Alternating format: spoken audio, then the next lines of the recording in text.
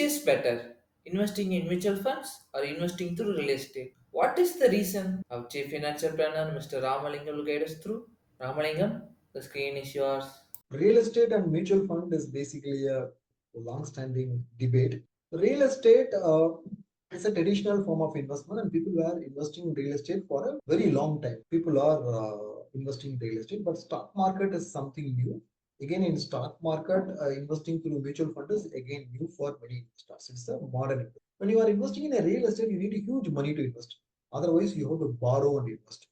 Whereas in a mutual fund, like someone who wants to do 100 rupee SIP also can do. Real estate is definitely a legal investment. Is it a well regulated investment? It's a question mark. There is RERA, but is it a completely regulated investment? No. Say again, though we do a lot of again on 1st April 2024, all investors or most of the investors are asked to do KYC again in mutual funds because SEBI says only if you update these kind of KYCs on a regular basis, we can avoid scams. Otherwise, someone can open bank account in your name and they will be simply withdrawing money from your folio and they'll be swindling money. To avoid all these things, checks and balances are more important. That's why extreme regulation is there. Whereas in real estate, even today, after though we have registered documents with us, somebody else can come and show a document which is a bogus document and say this land is mine, this property is mine. Right? It is still possible today. These kind of situation will not arise in the future. If there is an issue with the real estate investment or in a mutual fund investment, how do you settle it? Let us say in a mutual fund, you have invested 1 lakh, but units are allotted for only 70,000 rupees. 30,000 rupees is missing. Either they have to reverse the 30,000 rupees or they have to allot additional units for 30,000 rupees. There is no question of mismatch here. The moment we raise the issue, it will be settled. There are clear time frame given by SEBI for settling all the queries. If it is not there, you can escalate it to the grievance officer of the respective mutual fund company. If it is not addressed, you can address it to SEBI. Even if it is not addressed, you can address it to AMFI. If AMFI is not addressing it, you can escalate it to SEBI. Then only you will be going to court of law. Even in some cases, like where Franklin Templeton closed funds, a common investor, without spending any money, he got back all the money. Right? Even when the funds are getting closed, uh, without paying any legal fees or formalities, investors got back their money. Whereas in a real estate investment, let us say you have a property, you have rented it to somebody, and the person who has rented your property, your tenant, is not paying the rent. How will you collect rent from him? Is there a redressal body? Is there a grievance officer? Is there something like AMFI or SEBI to solve this? You can't force him. You can't lodge a complaint against him in police station. You have to go to court of law to settle this simple issue. You have to go to court of law. In court of law, it can take years. For a simple no rent paid from the tenant case, it will take 3 to 10 years to solve. Till such time, the tenant will not vacate. You can't force the tenant to vacate out. This is a simple case. Simple, there can be more complications. Somebody can occupy your property. Somebody can encroach and build. The neighbor can encroach and put up a room there in your property. So all these things are complications.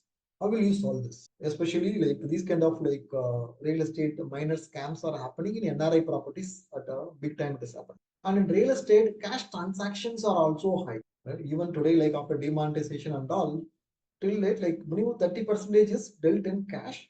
If you are not comfortable with cash transaction, unaccounted transaction, then your price will be reduced or increased, depends upon if you are a buyer or seller. And in real estate, price discovery is also another problem. What you see is not what you get. Real estate, they will say 5,000 rupees per square feet is the rate for the properties in this particular area. The moment you want to go and buy that property, they will say, no, this is near to main road.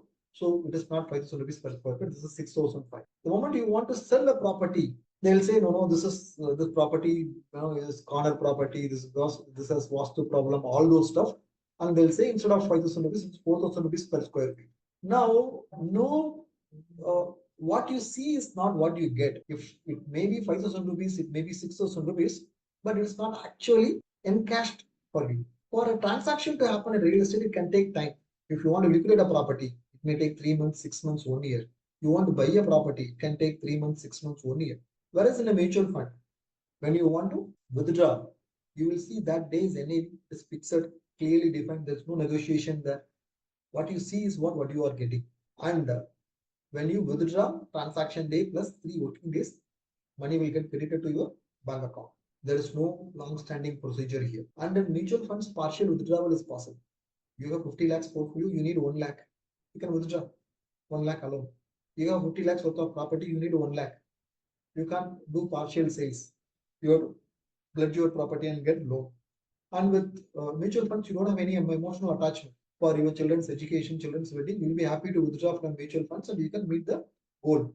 Whereas if you have a property, you will have emotional attachment, you will not be able to sell it. That is why we say, as a financial planner, I would say for self-occupancy purpose, if you are buying real estate, well and good, you buy. After self-occupancy is over, you want to invest in a real estate. Then till such time you achieve financial freedom, you will create a corpus for all your goals, retirement. Don't invest in real estate. After you have accumulated money for your goals, accumulated money for financial freedom, then you can invest in real estate. At this point in time, let us not invest in real estate. In real estate investment trust is an emerging investment. It is basically a financial instrument based investments in real estate. It is emerging, but it is in a very budding stage, primitive stage. Let us leave another 3 5 years for REITs to grow. Then we can consider real estate investment trust also as a part of your portfolio before your financial freedom. Till such time, focusing on mutual funds will be good. Thanks for your detailed answer. If you have any doubt regarding this or any other financial or investment decision, don't hesitate to book an appointment with our financial expert. The link to the appointment is given in the description below. And also, would you like to know more about finance and investment? Then we would recommend you to attend our live webinar. The link to the webinar is also given in the description below. The webinar is absolutely free. If you like this video, hit like, and if you are new to our channel, please do subscribe.